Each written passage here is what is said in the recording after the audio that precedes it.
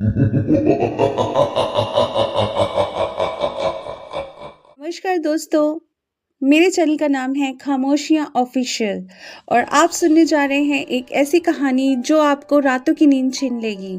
ये कहानी किसी साधारण सफ़र की नहीं है, बल्कि एक ट्रेन की है जो सिर्फ अमावस्या की रात दिखाई देती है। कहते हैं इस ट्रेन में जो सवार होता है वो कभी वापस नहीं आता। अगर आप पहली बार मेरे चैनल पर आए हैं तो आपका स्वागत है। मैं यहाँ लाती हूँ ऐसी कहानियाँ जो डरावनी, रहस्यमयी और आपके होश उड़ा देने वाली हो। तो अगर आप डरावनी कहानियों के शौकीन हैं तो चैनल को सब्सक्राइब करें और इस सफ़र का हिस्सा बनें। और हाँ, वीडियो को पूरा देखना ना भूलें, क्योंकि इस बार की कहानी ऐसी है जिसे सुनकर आपके रोंगटे खड़े हो जाएंगे। तो तैयार हो जाइए, लाइट्स बंद कर लीजिए और ध्यान से सुनिए, क्योंकि ये सिर्फ एक कहानी नहीं बल्कि एक ऐसा अनुभव है जो शायद आप कभी भूल नहीं पाएंगे। चलिए शुरुआत करते हैं आज की कहानी से। एक अंधेरी रात का खौफनाक सफ़र। वो एक अमावस की रात थी। पूरा आसमान काले बादलों से घिरा हुआ था और हवाएं ऐसे चीख रही थी जैसे कोई अदृश्य शक्ति अपनी मौजूदगी का एहसास दिला रही हो। स्टेशन पर कोई नहीं था, ना आवाज़ थी, ना कोई हलचल। प्लेटफॉर्म पर सिर्फ एक पुरानी ट्रेन खड़ी थी, मृतान एक्सप्रेस। ट्रेन की हालत ऐसी थी मानो सदियों से इस पर धूल जमी हो। खिड़कियां टूटी हुई थी, दरवाजे जंग से भरे थे और उसके इंजन से सड़ांग भरी बदबू आ रही थी। घड़ी की सुइयां रात के 12 बजा रही थी। कहीं ये वही ट्रेन तो नहीं जिसके बारे में लोग कहते हैं कि इसका सफ़र कभी पूरा नहीं होता। एक डरावनी फुसफुसाहट हवा में तैर गई। उस रात ट्रेन में सिर्फ 5 लोग सवार हुए थे। उन्हें नहीं पता था कि ये सफ़र उनके जीवन का सबसे भयावह सफ़र बनने वाला है।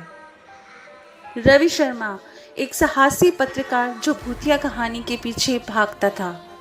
नेहा वर्मा एक नर्स जिसने मौत को बेहद करीब से। अजय मिश्रा एक इंजीनियर है जो मशीनों से खेलता था लेकिन इंसानी कहानियों से भागता था। पूजा सिंह एक कॉलेज स्टूडेंट जिसका घर उसके लिए सबसे सुरक्षित जगह थी।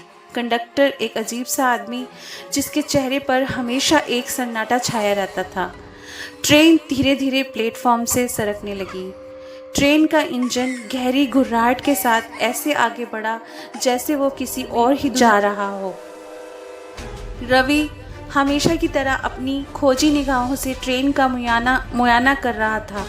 ट्रेन में घुप अंधेरा था और हर कोच में सीलन की बदबू थी। अचानक उसकी नज़र खिड़की पर गई। बाहर सिर्फ काला घना अंधेरा था, लेकिन तभी एक परछाई होले से खिड़की के पास आई और वो किसी औरत का चेहरा था। बिल्कुल सफ़ेद चेहरा, आंखें खाली और चेहरा विकृत। वो खिड़की पर आहिस्ता आहिस्ता झुक रही थी। ये क्या था? रवि के मुंह से बमुश्किल निकला, पर जब उसने दोबारा खिड़की देखी तो वहाँ कुछ नहीं था। उसने खुद को संभालते हुए ये सोचा कि शायद ये उसका भ्रम हो। ट्रेन के अंदर का माहौल और ज़्यादा डरावना हो रहा था। नेहा ने अपने बगल की खाली सीट पर देखा। उसे ऐसा महसूस हुआ जैसे वहाँ कोई बैठा हो। हवा इतनी ठंडी हो गई थी कि उसकी उंगलियां सुन्न हो रही थी। अचानक ट्रेन की लाइट बल्ब झपकने लगी। हर झपकते बल्ब के साथ सीट पर कोई आकृति दिखाई दे रही थी। नेहा ने ध्यान से देखा। वो एक अधजला आदमी था जिसका शरीर राख की तरह झुलसा हुआ था। उसकी आंखें नेहा पर गड़ी थी। कौन? नेहा की चीख गले में ही अटक गई। तभी वो आकृति गायब हो गई, पर उसकी सीट पर धुएं के काले निशान रह गए। पूजा ने धीरे धीरे अपने बगल के यात्री अजय को देखा। यह ट्रेन मुझे अजीब सी लग रही है, उसने डरते हुए कहा। अजय ने पर अनसुनी कर दी। तभी ट्रेन के अंदर एक ठंडा झोंका आया और कोच के दरवाजे भड़ाक से खुल गए। पूजा ने घबराकर बाहर झांका। ट्रेन की खिड़की के बाहर कोई जमीन नहीं थी। वहां बस गहरा काला अंधेरा था, मानो वो ट्रेन हवा में चल रही हो। अचानक पूजा की चीख पूरे कोच में गूंज उठी। अजय ने मुड़कर देखा। पूजा वहां नहीं थी। उसकी खाली सीट पर लेकिन उसकी सीट पर एक खून से लिखा कागज पड़ा हुआ था, तुम सबका भी यही अंजाम होगा। रवि और अजय ने हिम्मत करके कंडक्टर से पूछा, यह ट्रेन कहाँ जा रही है? कंडक्टर धीरे धीरे उनकी ओर मुड़ा। उसकी आंखें सफ़ेद और चमकीली हो चुकी थी। उसका चेहरा खिंचने लगा था। उसकी नाक और होंठ गायब हो गए और चेहरा एक समूद स्तर में बदल गया। यह ट्रेन गुनाहगारों को उनके अंत तक ले जाती है।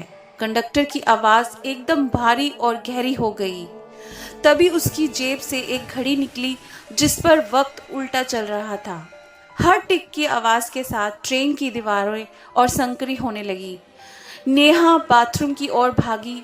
बाथरूम का दरवाज़ा जंग लगा था, लेकिन जैसे ही उसने उसे धक्का दिया, दरवाज़ा भड़ाक से खुल गया। अंदर का नज़ारा देख उसका खून जम गया। शीशे में उसकी परछाई उल्टी थी। उसका चेहरा हिल रहा था, लेकिन असलियत में नेहा एकदम स्थिर खड़ी थी। अचानक शीशे के अंदर से एक हाथ बाहर निकला और नेहा का गला दबोच लिया। तुम्हें यहाँ नहीं होना चाहिए था। वो आवाज़ नेहा के कानों में पिघलते हुए शीशे की तरह गिरी।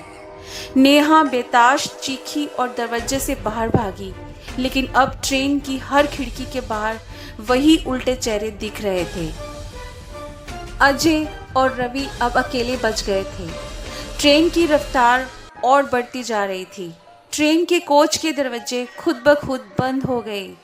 रवि ने कांपते हुए कहा, ये ट्रेन हमें कहीं और ले जा रही है। ये दुनिया नहीं है, ये मौत की ट्रेन है। तभी ट्रेन की छत से एक अजीब सी आवाज़ आने लगी। अजय ने ऊपर देखा। छत पर एक आदमी रेंग रहा था। उसका सिर उल्टा था। उसकी आंखें झूलते बल्ब की रोशनी में चमक रही थी। तुम लोग यहाँ क्यों आए हो? वो आदमी रेंगते हुए नीचे गिरा और अजय के सामने खड़ा हो गया। अजय की चीख ट्रेन की सीटी में घुल गई। अब ट्रेन के अंदर सिर्फ रवि था। कोच के हर कोने से फुसफुसाहटें आने लगी। कहीं से एक बच्चा रो रहा था, कहीं से औरत की सिसकियां। रवि ने ट्रेन के दरवाजे को तोड़ने की कोशिश की, लेकिन दरवाजा जैसे लोहे का हो चुका था। तभी ट्रेन का इंजन एक बार फिर गहरे से घुर्राया और ट्रेन रुक गई। ट्रेन के दरवाजे खुल गए। बाहर शमशान जैसा नज़ारा था। जले हुए पेड़, राख से ढकी हुई जमीन और हवा में तैरते अधजले चेहरे। अचानक रवि के सामने वो औरत आ गई जिसकी कब्र उसने कभी लालच में खोदी थी। उसका चेहरा राख और मिट्टी से सना था। तुम्हारी कहानी यहीं ख़त्म होती है, उसने कहा। रवि ने भागने की कोशिश की, लेकिन उसके पैर जमीन में धंस गए। धीरे धीरे ट्रेन का फर्श उसे निगलने लगा। ये तुम्हारा अंत है, ये तुम्हारा अंत है। आवाज़ें चारों तरफ गूंजने लगी। सुबह 4 बजे एक टिकट कलेक्टर ने ट्रेन को खाली प्लेटफॉर्म पर खड़ा देखा। उसने ट्रेन के अंदर झांका, वहाँ कोई नहीं था। एक सीट पर खून से लिखा एक कागज पड़ा था, यह ट्रेन हर रात लौटेगी। सफ़र अधूरा कभी ख़त्म नहीं होता। उसके नीचे एक हाथ का निशान बना था, ताजे खून का। कहते हैं अगर रात के 12 बजे आप किसी सुनसान स्टेशन पर खड़े हों और एक पुरानी ट्रेन आए तो उसमें कभी मत बैठना। हो सकता है वो ट्रेन मुल्तान एक्सप्रेस हो, जो गुनहगारों को हमें